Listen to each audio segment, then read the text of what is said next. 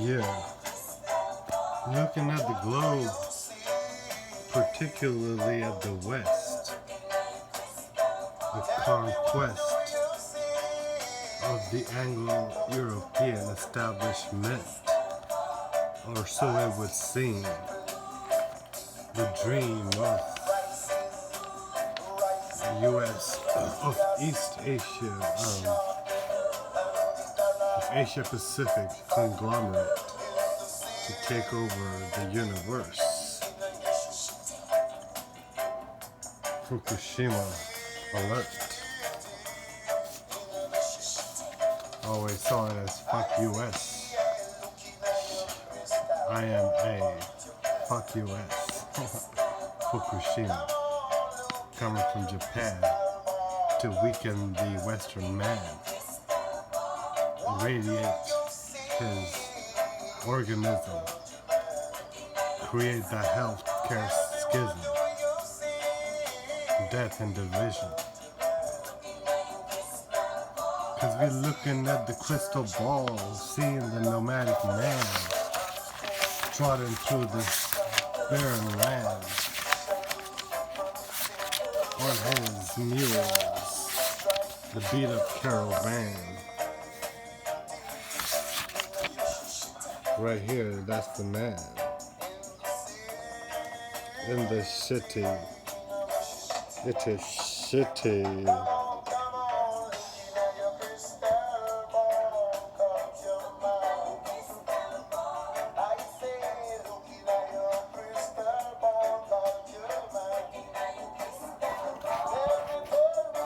What do you see?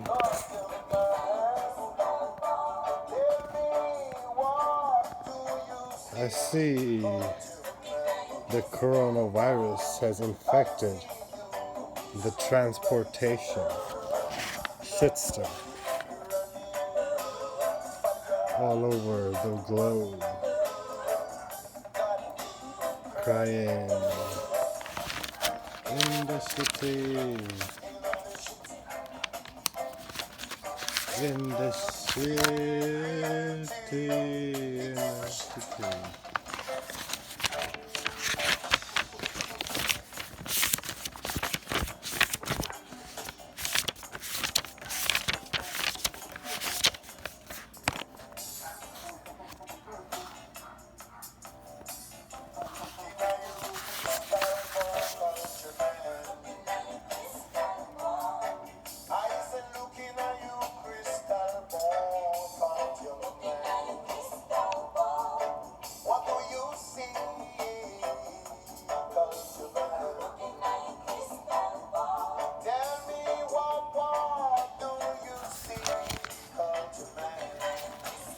Or page 111.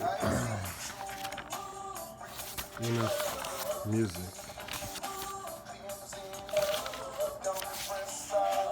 Knowing that man himself is only a particularly complex organism, we cannot avoid the prospect that some people may hope one day to patent a human being.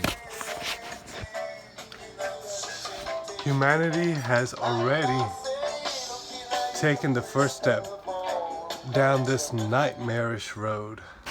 Today, many people would like to be able to decide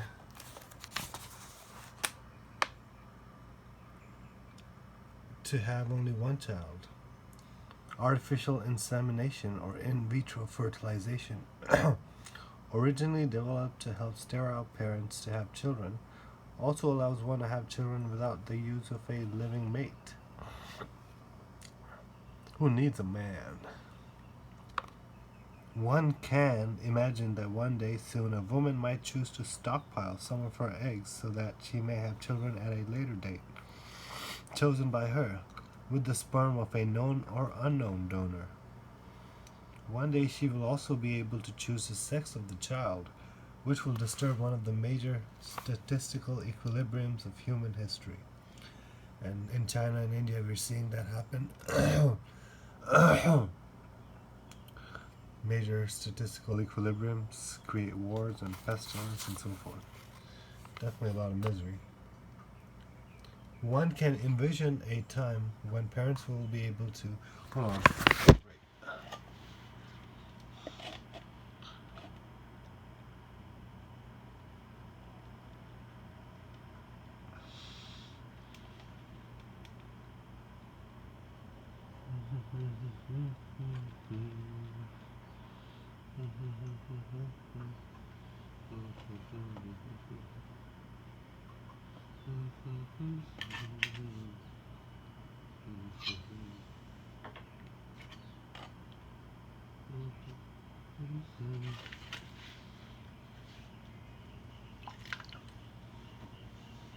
Alright, now what do we see happening to the man in the new Millennium?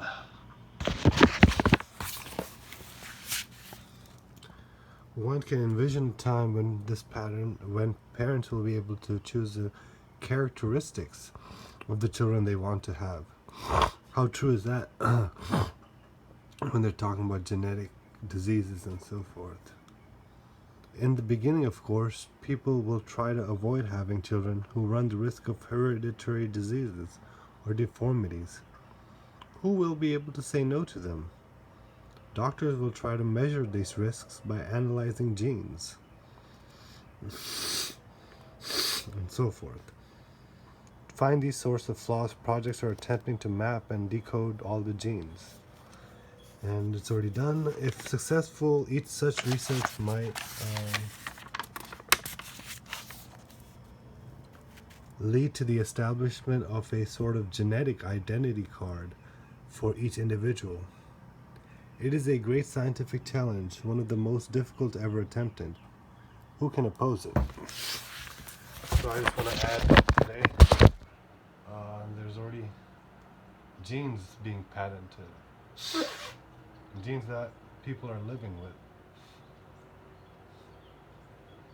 Maybe there'll be a penalty for having certain genes in your insurance. Who knows if it's already happening?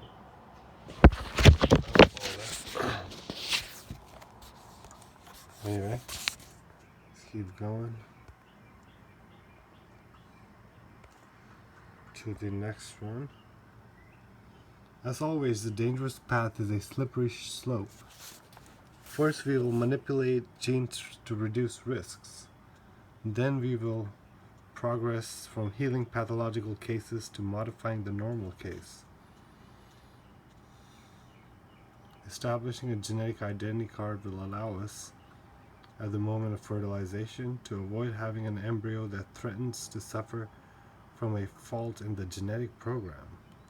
Wow, the scientists will fix everything, even your baby's genes. Then we will want to repair genetic mistakes. Who says what is a mistake, right? Finally, we will try to conceive ab initio, or at the moment of fertilization, a normal embryo. Brave New World style, right? In the distant future, one can imagine that man will learn to replicate a series of a model that he himself has defined. He will be sorely tempted at this point to purchase and consume his own doubles, copies as it were, of beloved people or specifically created dream men and women, hybrids made up from donations of particular features, chosen to achieve particular objectives. So I just want to add that there's already sex dolls, I think, with certain movie stars, and in the future they're talking about robots. And I remember a long time ago went to a sex shop, and the vaginas they were selling, and the pocket vaginas or whatever, they had even porn star vaginas, hybrids of the dream woman. So that's very true today. Already fetuses are bought and sold, and the healthy livers of the dead are sold to the living. One day everyone will be able to make inventories of himself or of others, search through the storehouse of organs, consume other men as objects, and wander in other bodies and other minds. Wow. Facebook is a sort of that, wandering in other minds. Wow, that's amazing. Consume other men as objects. I remember one of the Toastmaster ladies, she was saying how she doesn't like people who waste her time. So she already sees people that she befriends or chats with or listens to speeches of. She sees them as objects, you know? That's what that tells me. The result will be a kind of nomadic madness. Man will create himself just as he manufactures merchandise. The distinction between culture and barbarism, between life and death, will dissolve. Right? We're already seeing the barbarism in our culture. So what is a culture? It's just barbarism. Between life and death will dissolve. Well, it's just coronavirus, you know? Everyone has to die now because it's coronavirus. Where will we find death? In the destruction of the last clone of oneself, or in the forgetfulness of others. And will we still be able to speak of life when a man is thought of as only a product and an object? There goes my complaints over the last few months. All of this will mark a momentous turning point. The culture of choice, wed to the logic of the market, will deliver the means for man to gain an unprecedented degree of personal autonomy. Possession of or access to nomadic objects will be regarded as a sign of liberty and power.